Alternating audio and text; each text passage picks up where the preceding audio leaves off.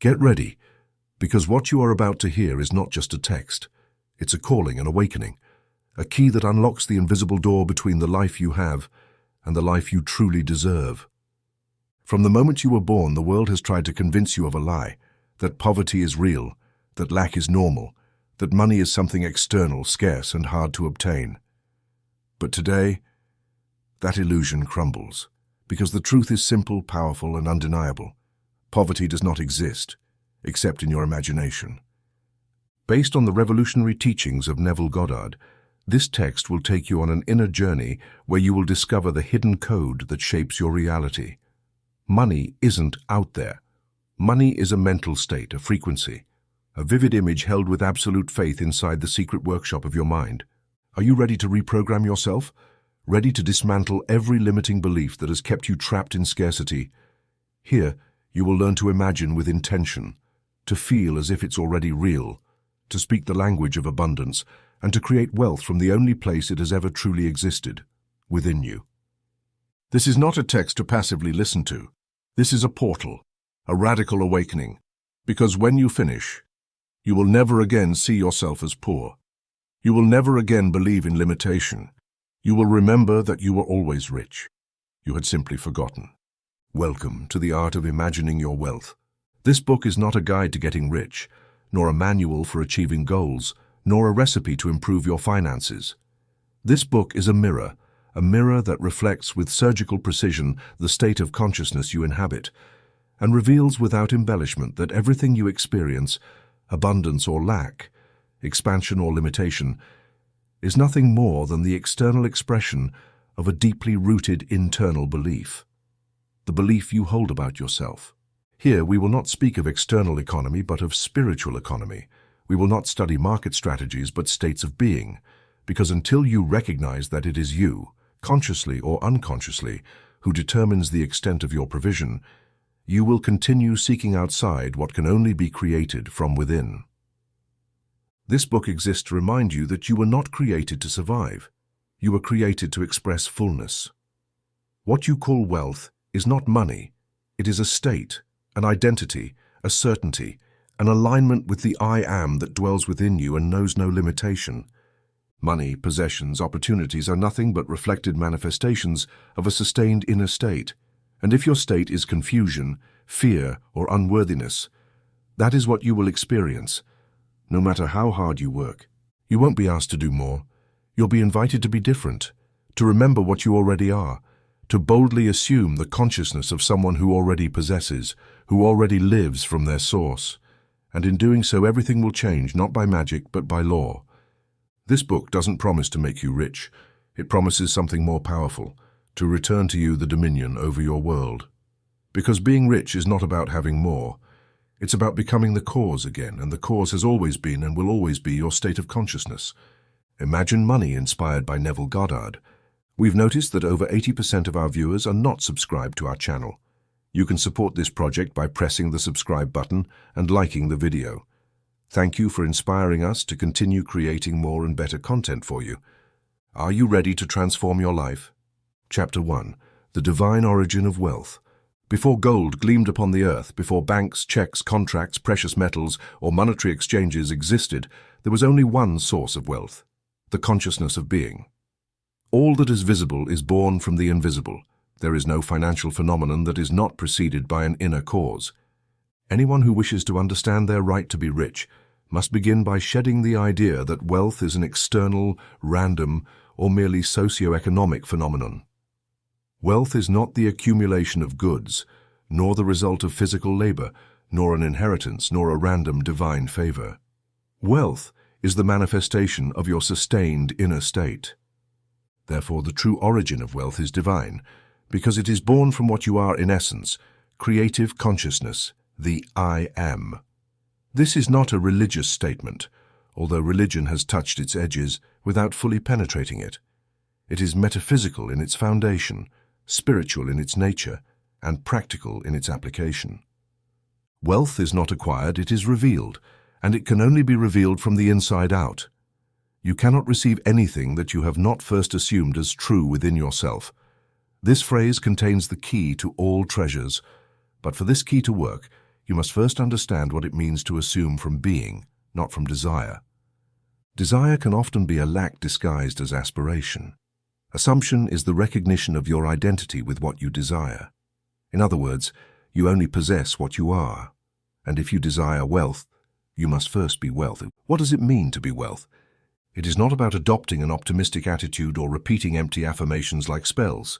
Being wealth is to assume, in the deepest part of your consciousness, that you and wealth are one substance, one vibrational reality, one expression of the creative power. You cannot be rich if you believe money is separate from you, or outside you, or dependent on others. Wealth is not something you attract. It is what you reveal when you live in union with the source.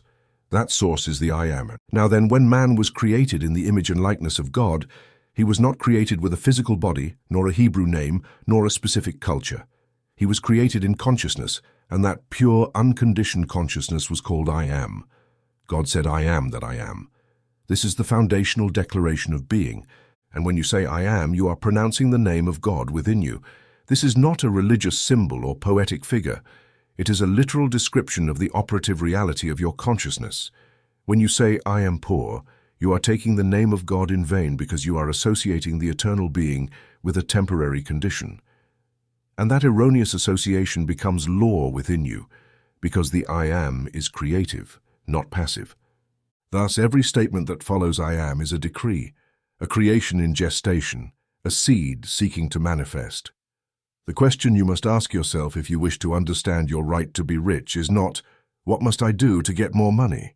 But rather, who am I being in relation to wealth? This question dismantles all external methods, all accumulation strategies, because it points to the very core of the matter. Your being determines your having, and your being is made up of sustained beliefs, not what you think on the surface. Many men desire wealth but feel unworthy of it. They desire it from longing, but do not accept it from recognition.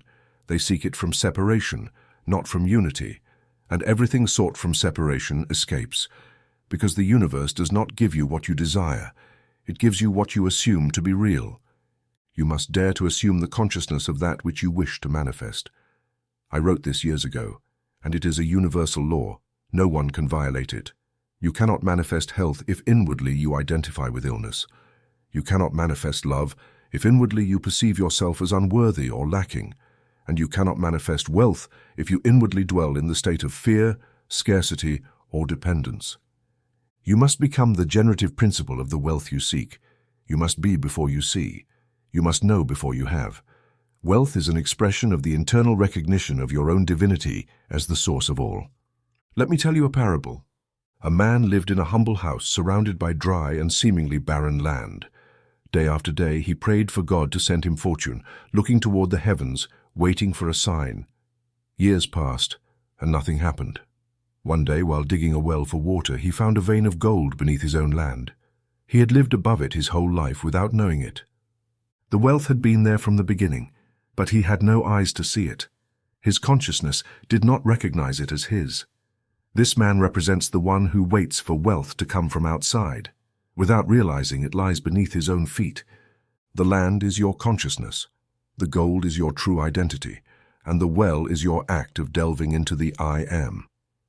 It is no coincidence that in all ancient cultures, symbols of wealth are associated with depth, mines, hidden treasures, caves, underground springs, because true wealth is not in what is visible, but in what lies beneath the surface of the mind. There, in that inner space where you and God are one, is everything you could ever desire. All that the Father has is yours, said the eternal Christ, not as a metaphor, but as a literal truth for the awakened. But for it to be yours, you must accept it, and only what is recognized as one's own can be accepted. Have you considered that scarcity is a mental state sustained by negative faith? Just as wealth is manifested by faith in the I Am, poverty is manifested by faith in the I Am not. Every time you tell yourself, I can't, I don't have, it's not for me, you are using the creative power against yourself. You are decreeing limitation with the same force with which you could decree abundance. The universe does not discriminate. It responds to vibration. And your vibration is your assumed self-image. Therefore, the most radical act you can undertake to be rich is to change the image you have of yourself, not through empty repetition, but through a deep reconfiguration of your identity. This is not an invitation to fantasy, but to lucidity. Wealth is not a prize given to a few chosen ones. It is a manifestation of inner order. Just as the seed of a tree contains within it the full design of the fruit, you contain within you the potentiality of every form of good. But if you deny it as real, you deny it in fact. To him who has more will be given, and to him who has not, even what he has will be taken away. This is not divine injustice, it is a description of the creative principle. He who has wealth consciousness manifests more wealth. He who has lack consciousness perpetuates lack. The point is not how much you have, but who you are being. The divine origin of wealth is within you. It is not found in the conditions of the world, nor in markets, nor in external opportunities. It is found in the recognition that your being in union with God is the inexhaustible source of all provision. Stop seeking outwardly, close your eyes, say silently, I am the wealth of God in expression. If you can assume this seriously, deeply and consistently, everything that corresponds to that state will begin to move toward you, not because you chase it, but because you have accepted it as yours. Wealth is the inevitable consequence of being who you truly are. And now, in silence, contemplate this affirmation. I am the invisible substance of all wealth. I am the source, not the channel. I am the power that creates, sustains, and multiplies all good. Repeat this not as a superficial mantra, but as a decree of identity. If you can hold this consciousness, the invisible will become visible. Because wealth is not outside of you, it is within you, waiting to be recognized, accepted, and assumed. And in doing so, it will manifest with complete naturalness, like the flower that blossoms from the tree without effort. This is the principle. This is the origin. This is your divine right. Chapter 2. Your consciousness is your treasure. In the eternal story of humanity, few truths have been so veiled and yet so fundamental as this. Your consciousness is your only and true treasure. No external circumstance, social condition, historical event, or genetic inheritance can rival the power of your consciousness. That which you are aware of being, this, and only this, will manifest as your experience in the world. Poverty, illness, and exclusion are not realities imposed by external forces, but ongoing expressions of an internal state, not recognized as such. Wealth, health, and wholeness, on the other hand, are natural reflections of the I am, when it is embraced with clarity, with certainty, without inner contradiction. Many people, unknowingly, live as beggars in the king's palace. They walk through life as if they were creatures of circumstance, unaware that they themselves are the origin of all circumstances. They cry out for justice, for equality, for opportunity, without recognizing that they carry within them the key that opens every door, assumed consciousness. This treasure, unseen to the eyes but omnipotent in action, is the only thing capable of shaping your world. The Bible expresses it with undeniable clarity. Where your treasure is, there will your heart be also. Matthew 6:21. In mystical vision, the heart is not the physical organ, but the center of consciousness, the place where you dwell in spirit. And that place, that inner position, determines everything that unfolds in your outer life. Imagine for a moment, an actor plays the role of a beggar. On stage, he wears rags, walks hunched over, speaks with a trembling voice. The audience believes in his poverty, but the actor does not. He knows that behind the character lies another reality, his true identity. Now you too are playing a role on the stage of the world. But do you know it's a role, or have you believed it so deeply that you've forgotten who you truly are?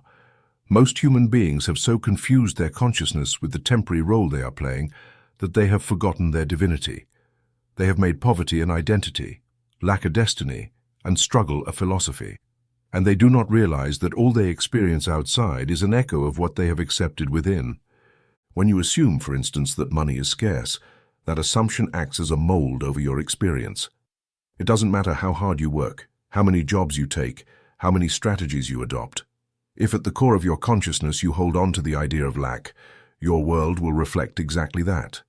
Not because the world is cruel or unfair, but because it is faithful. The world always tells you the truth about your inner state. It never lies. It may wear disguises, it may delay, but it always mirrors with precision what you are in consciousness.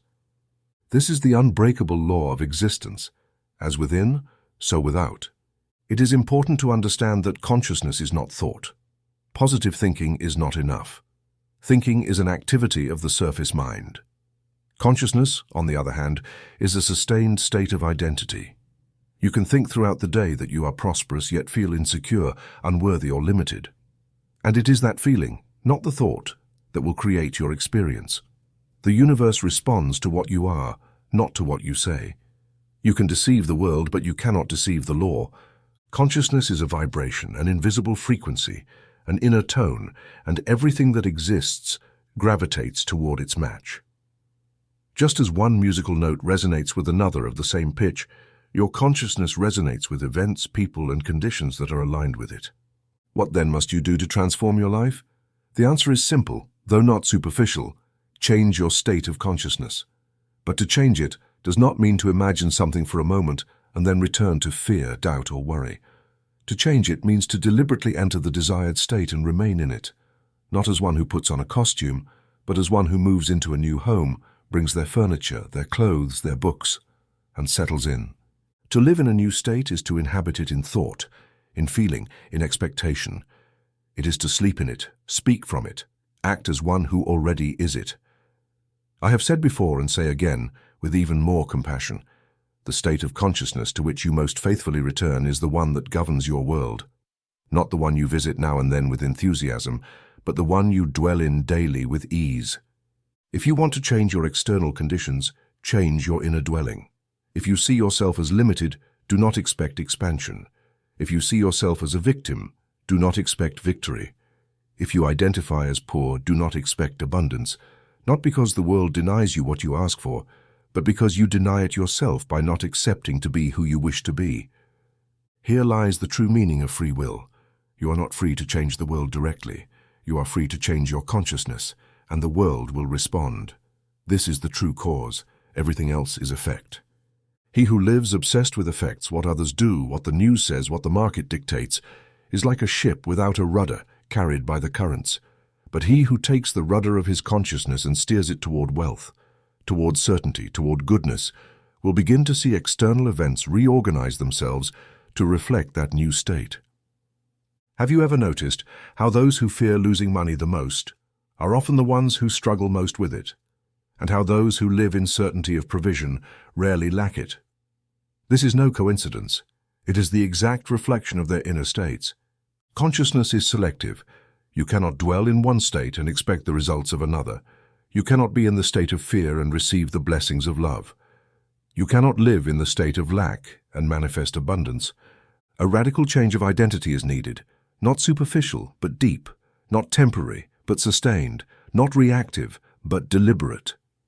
This change is an inner alchemy. It is the passage from I need to I am. It is the abandonment of the old man with his limitations, fears, and inherited patterns, and the birth of the new man, created in the image of the divine being. The new man does not beg, he declares.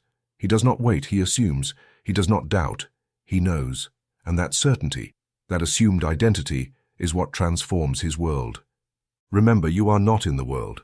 The world is in you, not as an abstract mystical idea, but as a literal truth. The world you perceive is your consciousness made visible. You are the dreamer, and the world is your dream. Change the dreamer, and the dream will change. But if you try to change the dream without changing the dreamer, you will remain trapped in repetition. This is the deep cause of so many failures in both spiritual and material pursuits, wanting new results from old states. That is why I tell you, with all the authority of one who has lived it, seen it, and taught it, your consciousness is your only treasure. Do not abandon it for the gold of the world. Do not trade it for the approval of others. Do not dilute it with inherited doubts. Strengthen it, inhabit it, love it, cultivate it, and you will see that everything else, money, health, relationships, opportunities, will be added unto you. Not because you chase them, but because you already are them.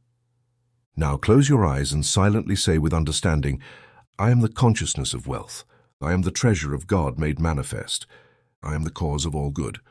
This is not an affirmation to convince yourself. It is a recognition. And that recognition, held with living faith, will open the floodgates of a life that has always been yours, but can only be revealed when you accept the truth. You are the source, and you are the channel, you are the treasure, all else is added unto you. Chapter 3. Money as a form of condensed energy. To deeply understand what money is and how it relates to your consciousness, you must begin by abandoning the materialistic image that the ordinary mind holds about it. Money is not a metal, nor paper, nor a number in a bank account. All those are external forms, fleeting symbols, visual representations. At its essential root, money is condensed energy, a crystallization of ideas held with intense emotion. It is, therefore, an objective manifestation of a subjective cause. It does not arise by itself. It does not originate in the external world. It is a result, never a cause. This statement may seem contrary to what society teaches. From childhood, we are taught to believe that money comes from hard work, saving, inheritance, contacts, or chance. These ideas are not false at their level, but they are secondary. They are effects, not causes. And whoever confuses cause with effect becomes trapped in the cycle of repetition, struggle, and meaningless effort. The real cause of money is the idea you hold about it, combined with the feeling that idea provokes. This union, thought plus emotion, is the matrix of all visible creation. Consider a seed. On the outside, it seems inert, but it contains an invisible design that, when placed in suitable soil and nourished with energy, becomes a tree. Money works similarly. The sustained idea of prosperity is the seed, the accompanying emotion is the water and the sun, and the consciousness where that seed is planted is the soil. If you sow ideas of scarcity and carry them with fear, you are sowing an equally powerful seed, but its fruit will be opposite to your conscious desires. The law does not discriminate between positive or negative ideas. It only responds to the inner state held with conviction. Money is a form of energy that responds to your inner attitude toward it. This truth, though ignored by most, has been confirmed again and again by those who have learned to live from the consciousness of wealth. It is not about technique, but identity. One who is inwardly prosperous manifests money naturally, without anxiety, doubt, or excessive effort. Their world organizes itself around that certainty. On the other hand, one who feels poor, even if they earn a fortune, will soon lose it or live with anguish, because their internal state remains one of lack. Money does not change your consciousness, it only reflects it. To see this clearly, observe how two people can receive the same amount of money and react oppositely. One feels empowered, grateful, and secure. The other fills with fear, guilt, or confusion. The same object, a sum of money, provokes different responses not because of what it is, but because of what it represents to each one in their internal belief system. Therefore, money is always subjective in its origin, although it manifests objectively. It is energy densified in visible form, and that energy organizes itself around your dominant mental and emotional states. I have often heard the question, why don't I have money if I desire it? The answer is as simple as it is profound, because you desire it from absence, not from possession. Desire, when charged with lack, reaffirms the distance between you and what you desire. It is not enough to want something. You must assume that you already are it, and this can only be achieved if you understand that money is a mirror. It does not come to you because of what you do, but because of who you are. If you are consciously wealth, money appears as a natural extension. If you are consciously scarcity, money moves away or dissolves. There is a universal law governing this principle, the law of vibrational correspondence. Everything in the universe responds to a frequency, and you, as a conscious being, are constantly emitting a frequency according to the state you inhabit. That frequency attracts to you circumstances, people, and objects vibrating in the same harmony. Money is no exception. It is not a neutral or passive substance. It is a living, sensitive, malleable energy. It responds to the internal call of the one aligned with its vibration, and that alignment is not achieved by asking for it, but by embodying it. What does it mean to embody the consciousness of money? It means living as one who is already prosperous, not externally, but internally. It means thinking, feeling, and acting from the certainty that provision is constant, unlimited, and secure. It means not fearing spending, because one knows that spending extends the circulation of that energy. It means not envying the rich, because one knows that another's wealth does not diminish yours. It means not depending on money as a source, but recognizing it as a channel. The source is the I am. Everything else is manifestation. Those who understand this stop struggling for money and begin to magnetize it. Their relationship with money transforms radically. They no longer chase it, they create it. They no longer fear it, they bless it. They no longer idolize it, they use it as what it is, a tool, not an end. And in that transformation of the inner relationship, money changes behavior, becoming fluid, constant, generous, because it is no longer seen as scarce, but as a natural expression of assumed consciousness. Let me illustrate this with a simple scene. A man enters a dark room and flips the switch. The light comes on not because he convinced the electricity or begged the bulb, but because he aligned with a law, the law of a closed circuit. The energy was already available, it only required an act of connection. Money works the same way, it is already available. It already exists in abundance, but you must align with its frequency. You must complete the circuit within yourself. That circuit closes when you assume the consciousness of being wealth, not when you want it, nor when you imagine it for a moment, but when you are it in a sustained way. Many fail to manifest money because they try to force the energy through external effort. They work more, stress more, plan more. But all effort without a change in consciousness is like trying to turn on the light by shouting in the dark. You can shout for hours, but if you don't flip the switch, the light won't come. Likewise, if you do not flip the internal switch of your identity with abundance, money will not manifest naturally. This is not about denying work or rejecting action. It is about understanding that every action must arise from an aligned inner state. Inspired action is powerful. Action born from fear is ineffective. Money comes as a consequence of an assumed identity, not as a reward for desperate effort. That is why great creators are not necessarily those who work the most, but those who vibrate most strongly in the certainty of their power. And now, before closing this chapter, ask yourself, what idea do you have about money? Do you see it as something difficult, something elusive, something only others can have? Or do you recognize it as available energy, a natural form of expression of your consciousness? That idea you hold with the strongest emotion is what is shaping your financial reality, whether you know it or not. Therefore, I invite you to declare internally with conviction, I am the energy that creates, sustains, and multiplies money. I am the invisible source of all provision. I am the certainty that turns ideas into gold. Make this affirmation your new starting point, not as a magical phrase, but as a recognition of an eternal law. Money is condensed energy, and you are the consciousness that shapes it. The external world has no power of its own. You are the cause. You are the creator. You are the source. Chapter 4. The Power of Assuming with Joy. Every visible creation has its origin in an invisible assumption. All of life, from the simplest circumstance to the most extraordinary event, is an exact expression of what you have assumed as true within yourself. The principle of assumption is not a technique, not a mental trick, nor a magical affirmation. It is a universal law of consciousness. To assume means to take as real something not yet visible, not as hope or a future wish, but as a present certainty. To assume is to embody what you want to see manifested before there is any evidence in the external world. And when this assumption is made with joy, that is, with acceptance, trust, and without conflict, the manifestation is inevitable. Every true assumption carries with it a corresponding emotion.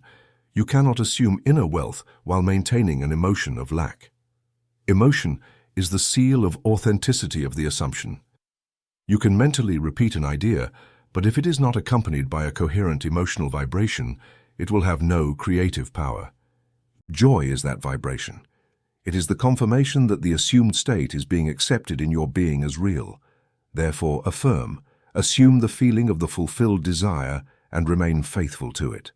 This phrase contains all the power of conscious creation. It is not poetry, it is applied spiritual geometry. It is the precise way in which the invisible world becomes visible. Let us analyze deeply what this instruction means. The feeling of the fulfilled desire is not a thought. It is a state of consciousness where you already are what you sought to be. There is no tension, no waiting, no doubt. There is a silent knowing, an inner rest, a sensation of completeness. This sensation does not depend on external appearances. In fact, it almost always occurs in complete contradiction with what the senses show. But it is precisely this contradiction that reveals its power.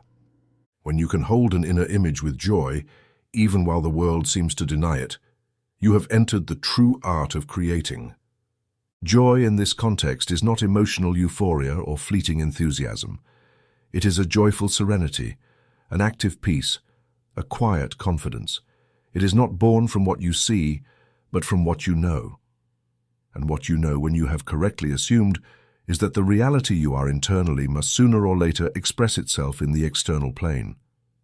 This joy is not a reaction, it is a cause. It does not depend on facts. It generates them. It is the vibrational climate where every seed germinates effortlessly. To illustrate, imagine a pregnant woman. Although the child has not yet been born, she already acts, feels, and lives as a mother. She does not wait to see the child to believe in its existence. Her body, her heart, her environment, all begin to transform from the moment conception occurs. The joy she feels is not because of what she already sees, but because of what she already knows. Her internal certainty is so strong that the world around her begins to adapt to that new identity. Likewise, when you assume a state with joy, you are pregnant with an invisible reality that is already in the process of manifestation. You do not need external evidence, you need internal fidelity. Now, why is joy so important in this process? Because it is the antidote to doubt. Doubt is not just mental uncertainty, it is a vibration incompatible with manifestation. When you doubt, you contradict your assumption. When you become uneasy, you suspend it. When you wait for proof to believe, you reverse the flow of energy. Instead, when you rejoice as if it were already true, you hold the state in its purest form. Joy purifies the assumption, refines it, magnetizes it. It is like the heat that allows ice to melt into water. Without it, the state remains frozen, invisible. Who understands this? No longer lives depending on results, lives from being, and everything they do from an already fulfilled consciousness. They do not ask, they thank. They do not seek, they express. They do not question the world, they declare their truth. This is the most powerful position a human being can take, because one who assumes with joy has freed themselves from time. They no longer live in someday, but in the already is. And in this already is, all resistance dissolves because the mind no longer fights, negotiates, or compensates. It only manifests. I clearly remember an experience I had decades ago. A man came to me full of anguish over his financial situation. He had tried everything the world offers: banks, multiple jobs, loans. Nothing changed. I told him, "You don't need to change the conditions, you need to change your state." I taught him to sit silently every night before sleep, close his eyes, and assume the feeling of already being a prosperous man. Not imagining money, but feeling what he would feel if he knew everything was resolved. At first he doubted, felt ridiculous, but persisted. It wasn't a month before he began to receive offers, opportunities, and unexpected solutions.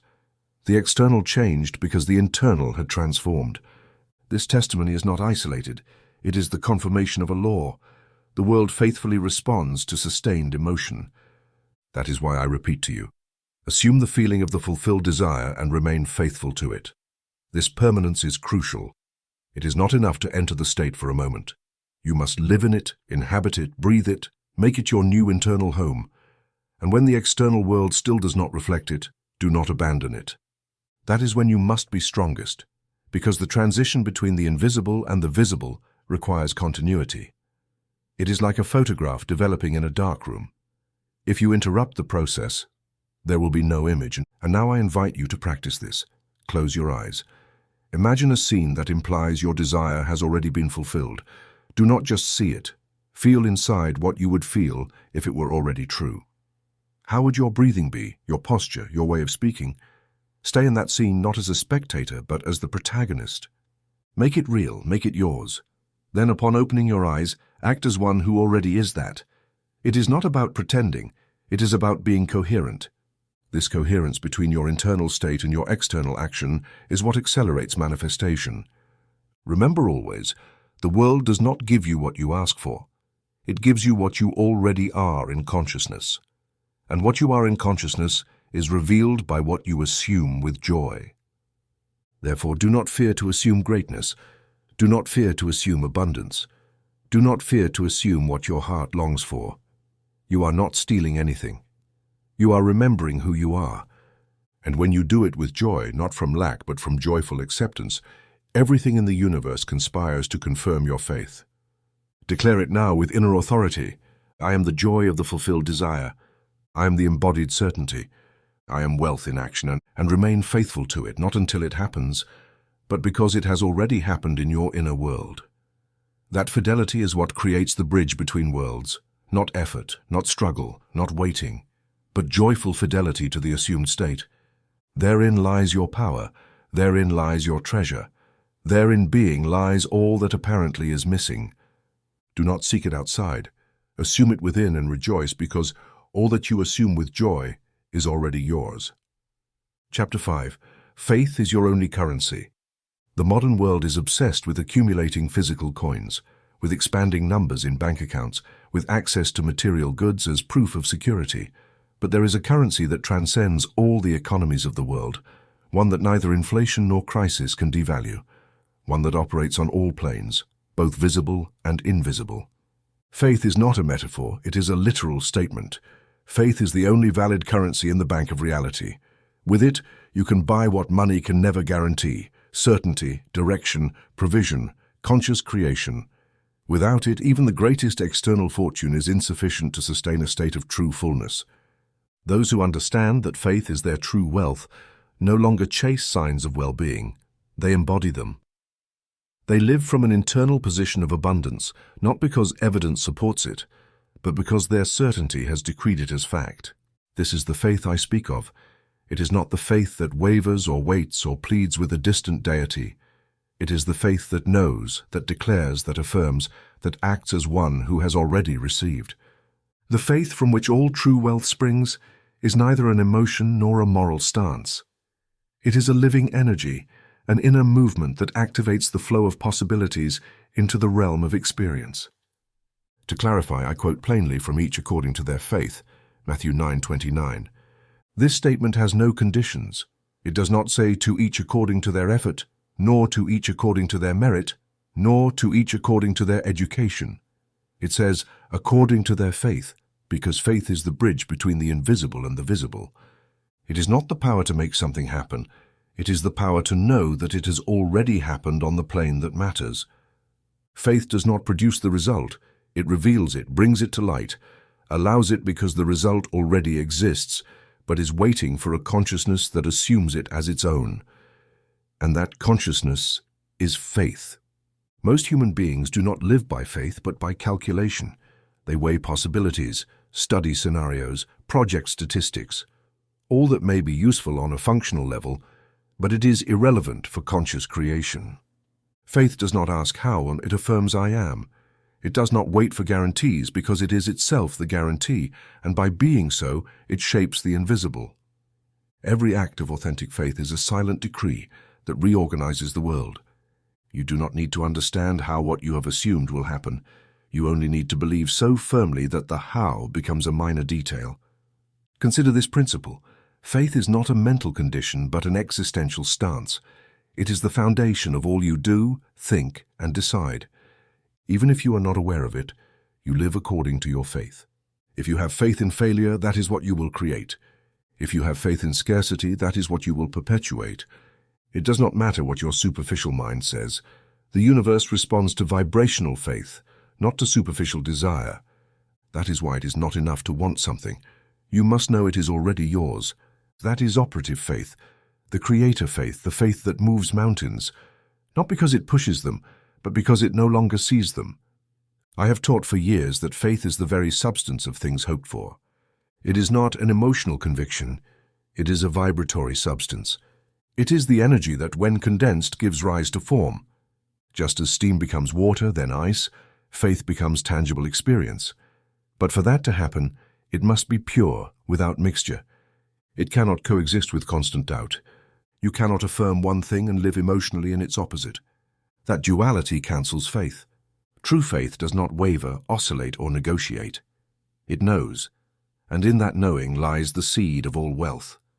The problem is many confuse it with hope, but hope always projects towards the future.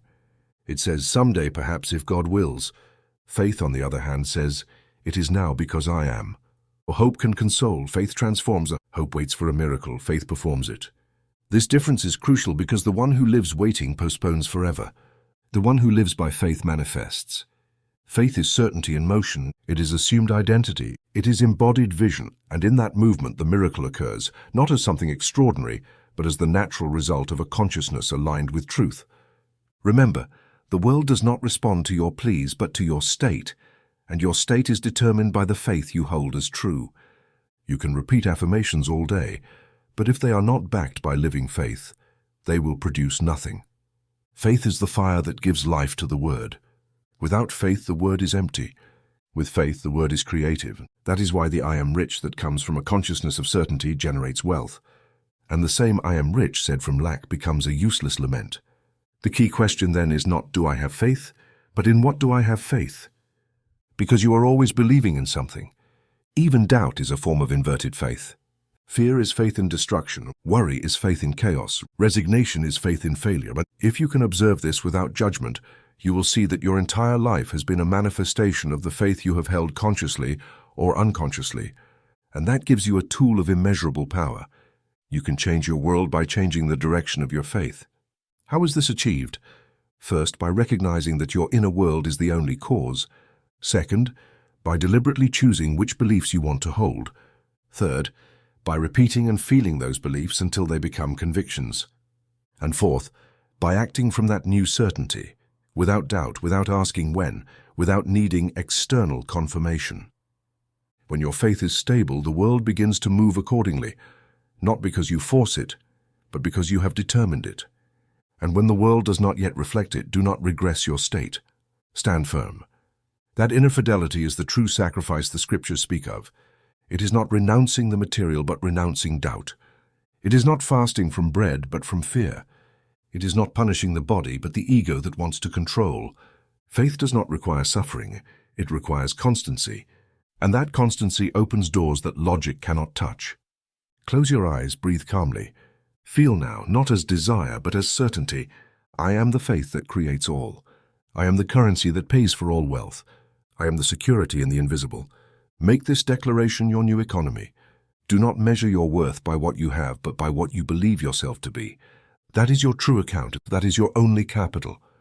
That is the faith that moves the universe and brings to you what you have already accepted as true. Because to each one, yes, to each one shall be given, not according to what they ask nor what they deserve, but according to their faith. Chapter 6. Imagination, the alchemist of gold. Nothing you see was created outside of imagination. Everything that exists, buildings, empires, coins, companies, civilizations, was first born as an invisible image in the consciousness of some person. Imagination is neither a child's play nor a pastime for artists. It is God's laboratory, the crucible where the invisible becomes substance, where thought takes form, where physical gold finds its origin in the eternal gold of the soul. The entire universe is a projection of images held firmly and charged with emotional life. Without imagination, there is no creation. Without inner creation, there is no outer manifestation. That is why I tell you plainly, your imagination is your supreme alchemical power.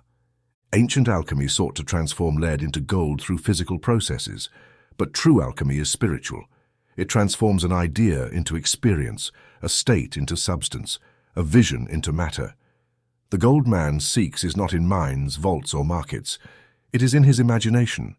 When a human being manages to hold an inner image with enough clarity, emotion, and continuity, that image becomes a vibratory mold to which the world adapts.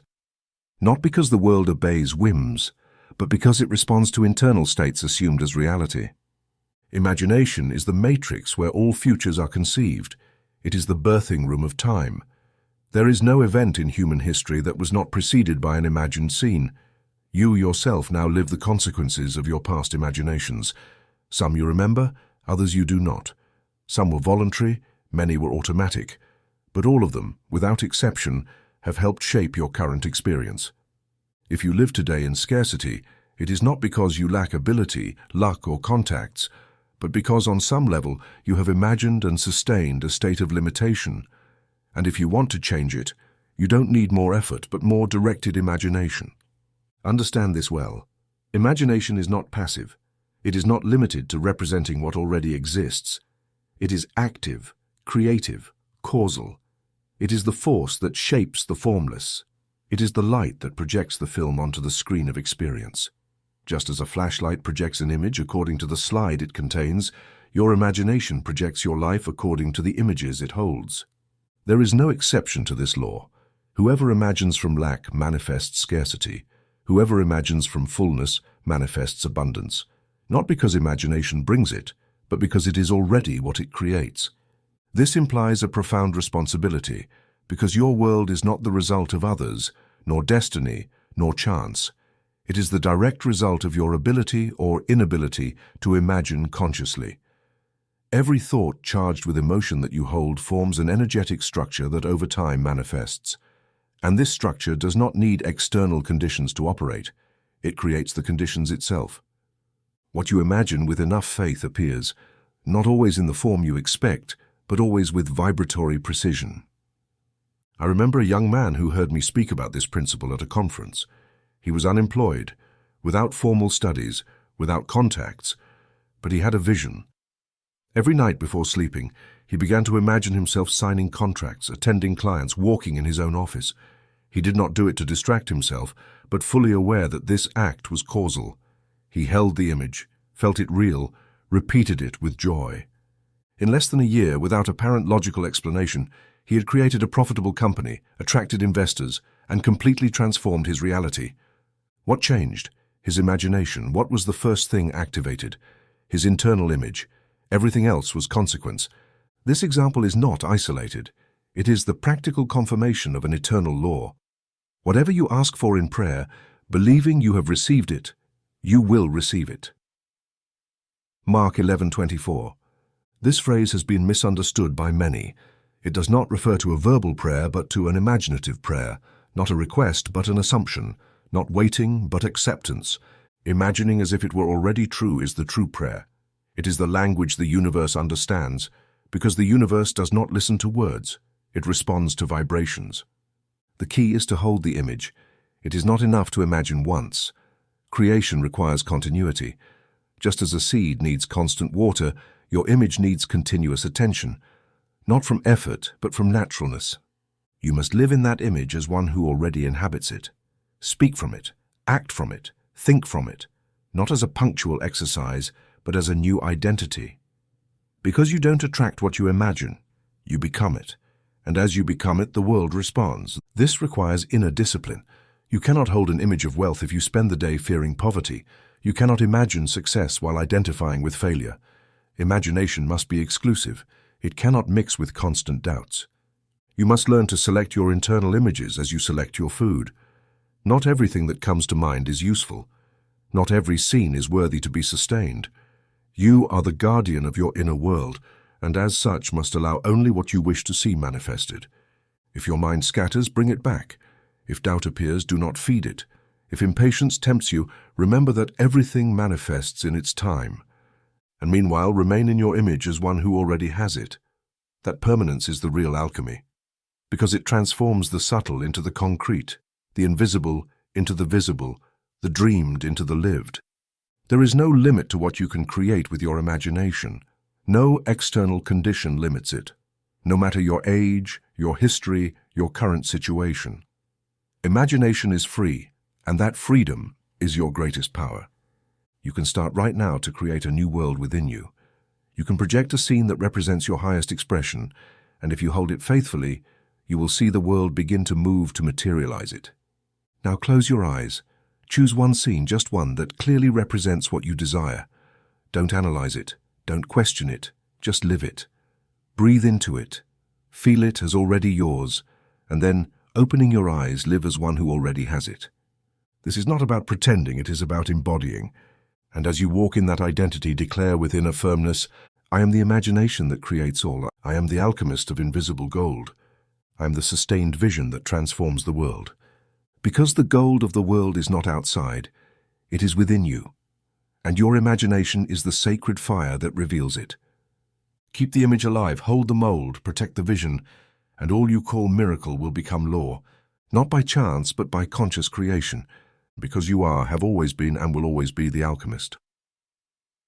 Chapter 7. States, Banks of the Spirit. Each state of consciousness is a spiritual account that contains within itself all the fruits that correspond to it. There is no exception to this law.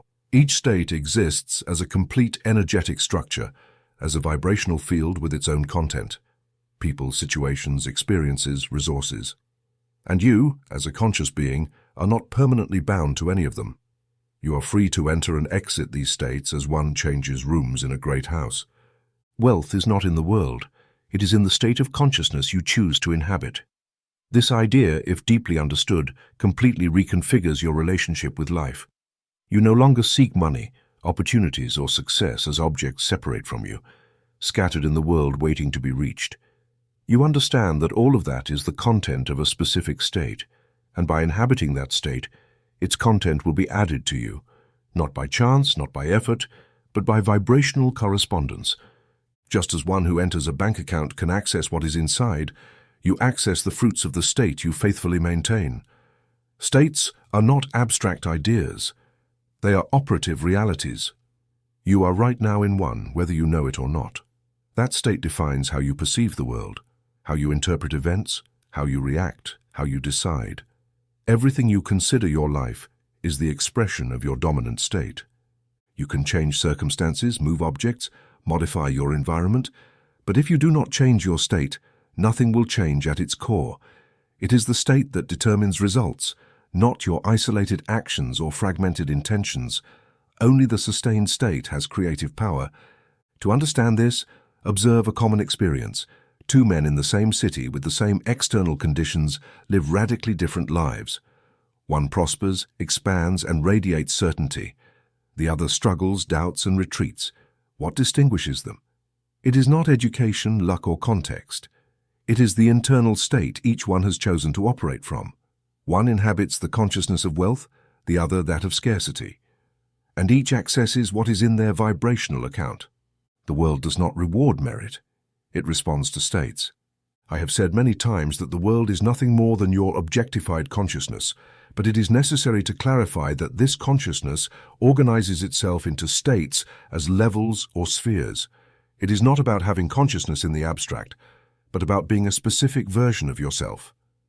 Each version inhabits a different world. You do not change the world by changing your actions. You change it by changing your version. And changing versions means deliberately entering another state. This is not done by mechanical will, but by spiritual decision.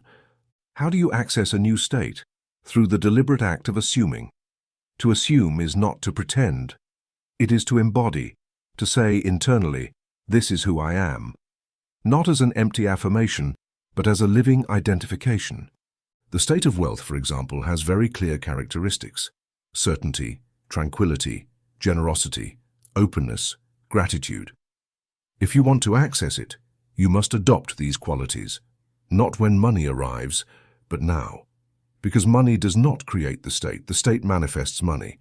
What prevents you from accessing a new state is not external conditions, but your fidelity to the previous state. Just as a man who lives in a room can move, but does not because he believes he has no other option, so many remain in states of scarcity because they do not know they are free. They have made lack a home and struggle an identity, but no state is permanent. All are accessible, all are available, and all respond to your vibrational decision. You need no more than a moment of clarity to change state. You do not need a long process or a complex ritual.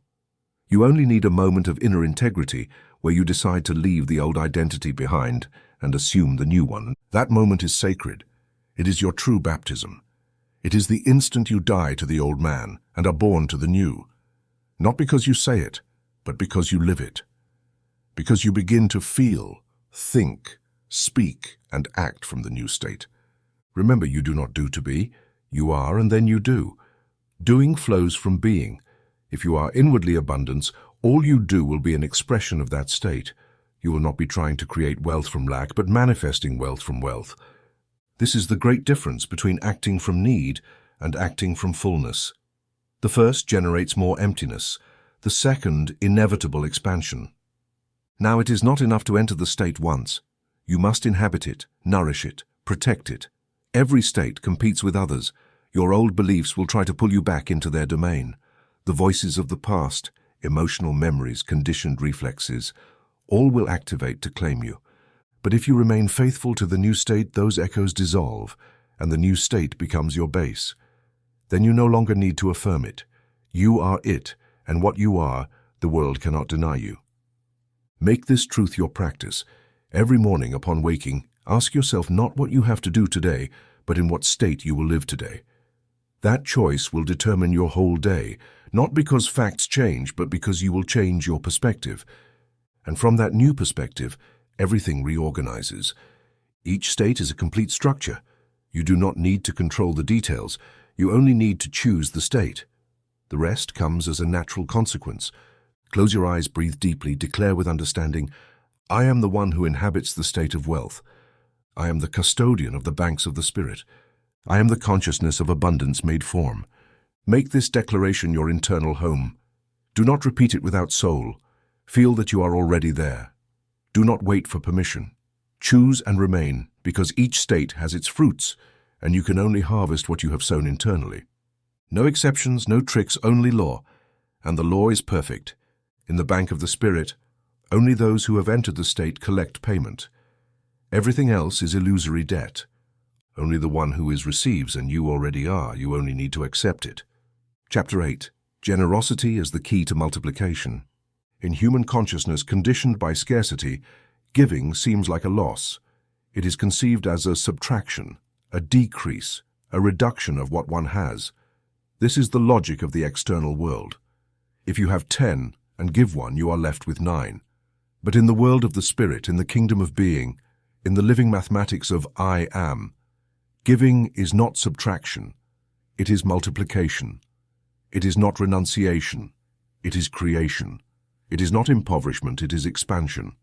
And this expansion is not a possibility, it is a law as precise as gravity, as infallible as the law of correspondence.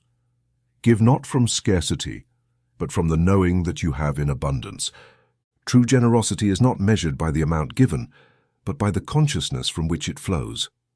If you give out of fear, guilt, need for approval, or the anxiety of scarcity, that act, although it may seem noble, does not produce multiplication. It produces exhaustion, emptiness, internal contradiction, because you are reinforcing the idea that you have little and that you are losing something by sharing it. That emotion registers in your vibratory field, and the universe replicates it. The external act of giving cannot compensate for a consciousness of lack. On the contrary, it reinforces it if it is not accompanied by a clear consciousness of fullness. However, if you give from the certainty that your source is infinite, that the I am within you cannot be depleted, that you do not depend on what you give because you are the cause, not the effect, then your act of generosity becomes a creative act. You are not losing something. You are expanding the channel. You are not separating yourself from a resource. You are multiplying your flow. You are not being good. You are being consistent with your nature. The true home is always a recognition that you have. And this recognition is the key that opens the invisible deposits of the spirit. Everything in life functions by circulation. The air you breathe comes in and goes out. The water that flows renews itself. The blood that moves nourishes. What stagnates corrupts. What is held back by fear rots. What is shared freely strengthens. Likewise, money, energy, ideas, love, all these resources obey the law of conscious circulation. You were not created to accumulate out of fear, but to circulate from abundance. True wealth does not consist in what you can keep, but in what you can let flow without fear. Ask yourself honestly, how do you feel when you give? With what emotion do you deliver your resources, your attention, your energy? Is there tension? Is there calculation? Is there resentment? If so, you are not giving from wealth, you are giving from fear. And that kind of giving does not open doors, it closes them. But if when giving you feel joy, expansion, peace, if by giving something you feel you are reaffirming your unity with the infinite source, then you are sowing on fertile ground, And everything you give will return multiplied, not by magic, but by vibratory resonance. Do not confuse this with a transaction. One who gives to receive is not giving. He is negotiating. One who gives expecting something in return, even if it is a blessing, is moved by doubt, not by faith. True generosity is free. It is not tied to the outcome because it knows that what goes out of you cannot be lacking. What you share from being returns enriched, not by merit, but by law. Just as a seed sown in certain soil cannot help but sprout, so every generous act done from a consciousness of fullness cannot help but multiply. In my years of teaching, I have met many who have tested this principle and witnessed its power. I remember a man who, in the midst of bankruptcy, decided to start giving a portion of everything he received. No matter how little it was, he did it not out of obligation or superstition, but as an act of faith. Every coin he gave was a statement that he was not the money, but its source, that his provision did not depend on what he had, but on what he was. Soon his finances changed radically, not because of the amount he gave, but because of the state from which he gave. This is not moral philosophy, it is spiritual science.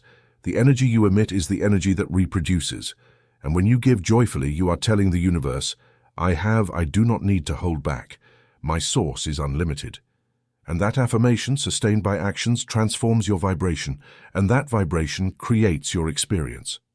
There is no mystery, there is law, there is no punishment for not giving, there is interruption of flow, and what does not flow contracts. What does not move dies. Generosity is movement, life, natural expansion of being. Now, generosity is not limited to money. You can give words, time, presence, ideas, beauty, understanding. Each of these acts, if coming from the consciousness of I am, holds the same multiplying power. It is not what you give, but who you are when you give. You can give 1,000,000 and impoverish yourself if your consciousness is of loss. And you can give a look, a word, a smile, and open invisible portals of blessing if your consciousness is of abundance. Because the external act has no power by itself. The power resides in the state that originates it.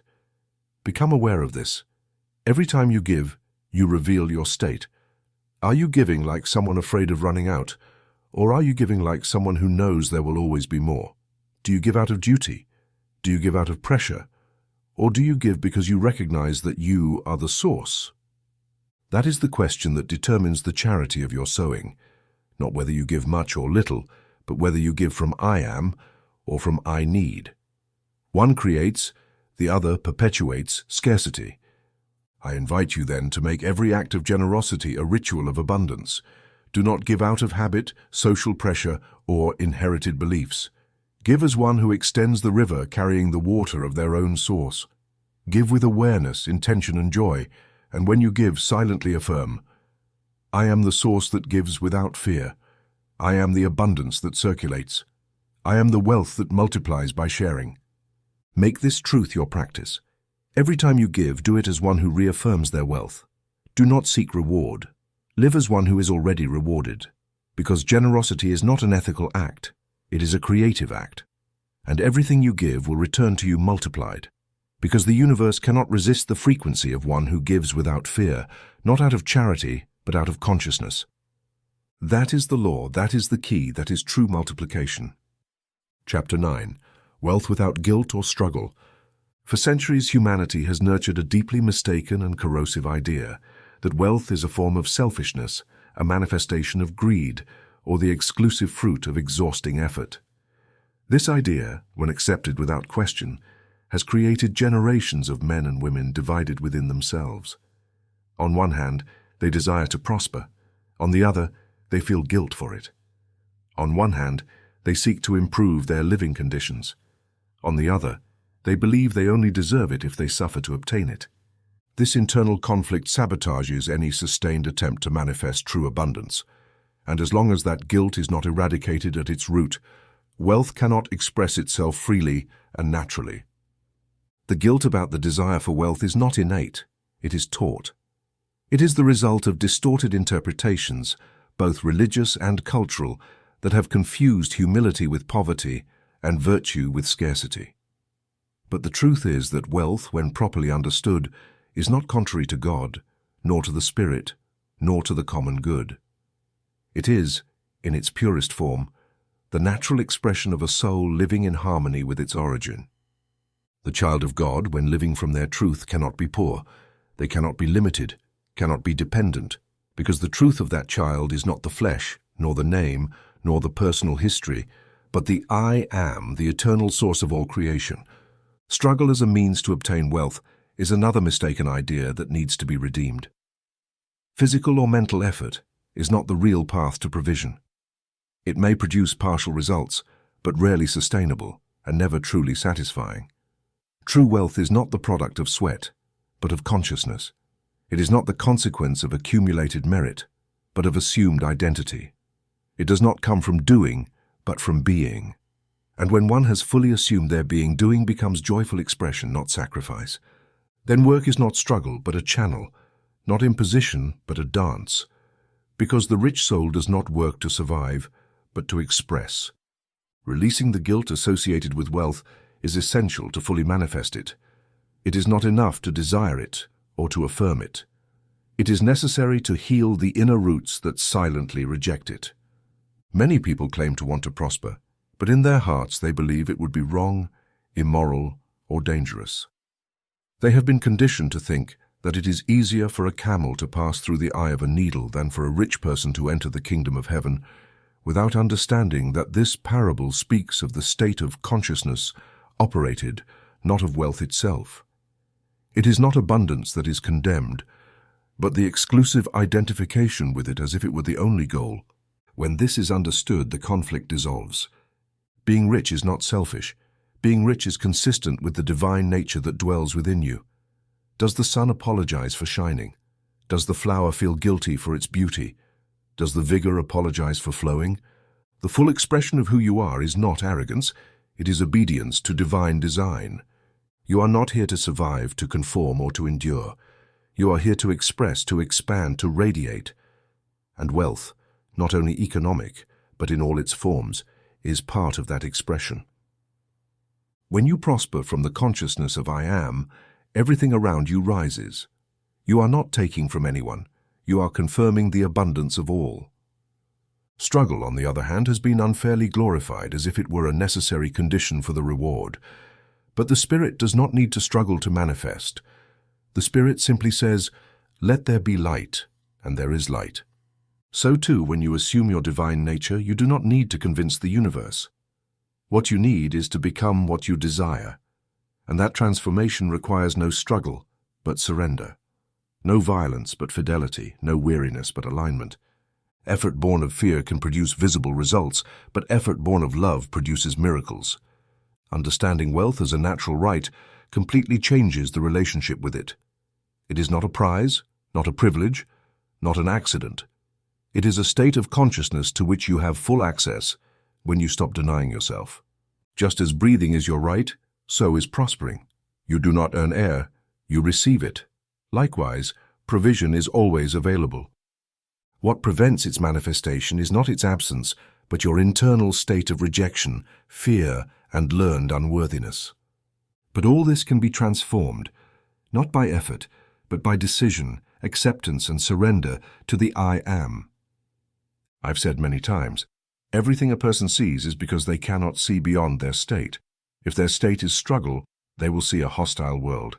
If their state is guilt, they will attract punishment.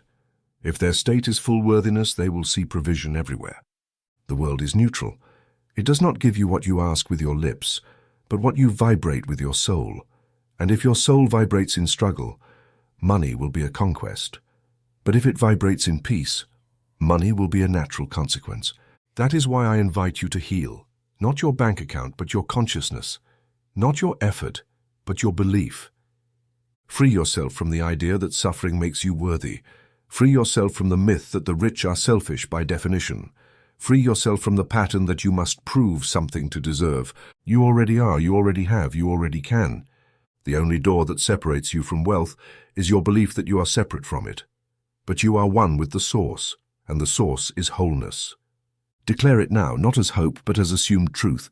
I am wealth without guilt. I am abundance without struggle, and I am the child of God, living their eternal inheritance. There is no merit in suffering, no virtue in limitation, no glory in repression.